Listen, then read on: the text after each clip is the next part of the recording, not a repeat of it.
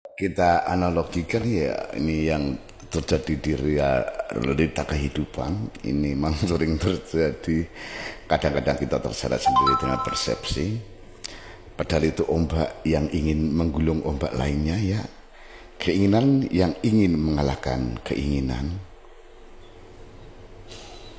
Ya, ini gambaran sempurna dari cara kerja ego, baik dari dalam maupun di luar diri.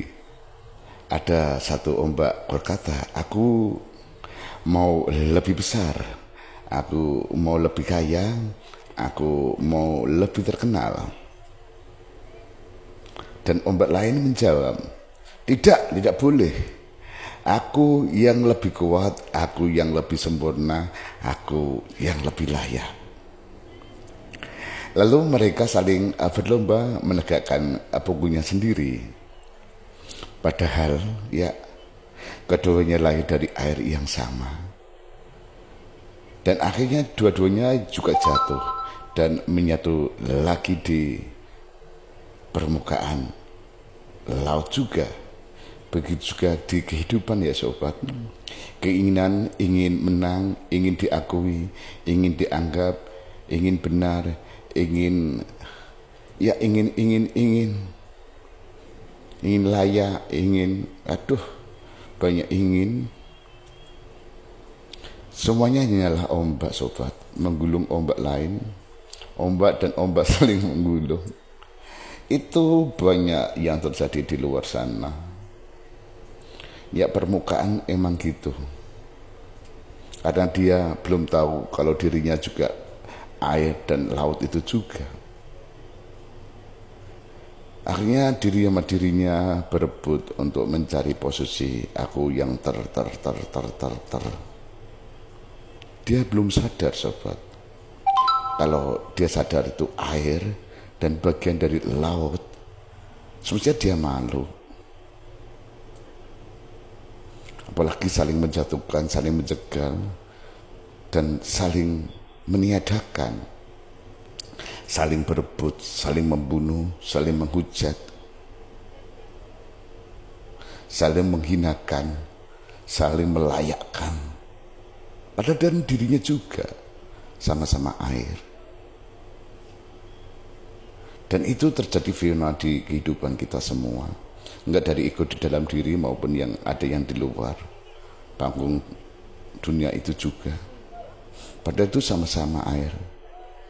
Kalau dia runtuh, ya masuk ke laut juga, air juga. Ya semestinya kita gak usah ikut kalau udah tahu sadar kalau diri kita air di dalam laut. Kalau udah sadar, kalau belum sadar ya gitu. Saling sikut, saling tindas, saling habisin, saling membunuh, saling mematikan. Ya cukup kita perlu nggak terseret, nggak bergabung dalam arusnya, cukup lihat dari kedalaman. Semestinya laut itu tidak menerbitkan ombak, laut hanya tetap menjadi laut. Dan kita juga nggak perlu menghentikan ombak-ombak itu, biar baring berebut, baring bertindih, baring menikung, nggak perlu dihentikan. Dan tidak perlu untuk membenahi, dan tidak perlu ikut menjegal atau membela atau bergabung. Cukup dilihat, rasakan,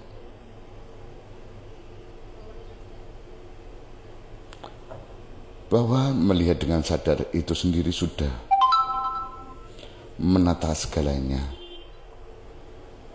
Begitu saudara tidak ikut, ya ombak kehilangan tenaga untuk terus saling menggulung. Karena tenaga mereka sebenarnya datang dari perhatianmu, atensi saudara juga.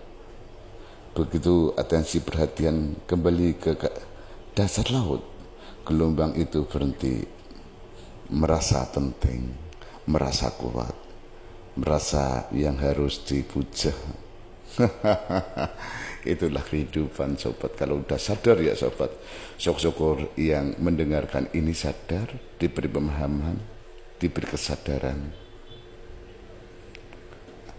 akan menciptakan sebuah laut yang indah, ombak yang berirama, tanpa gulung menggulung, tanpa sikut menyikut, tanpa saling meniadakan. Akan seindah dunia yang kita bayangkan, apa gitu sobat? Boleh ya, kalau lebih mengenal lagi diulang lagi nggak apa-apa ya, biar kita kalau sama-sama ombak di laut ya, kita saling tahu diri, semua akan berirama, enak dipandang dan sedap dilihat. Oke.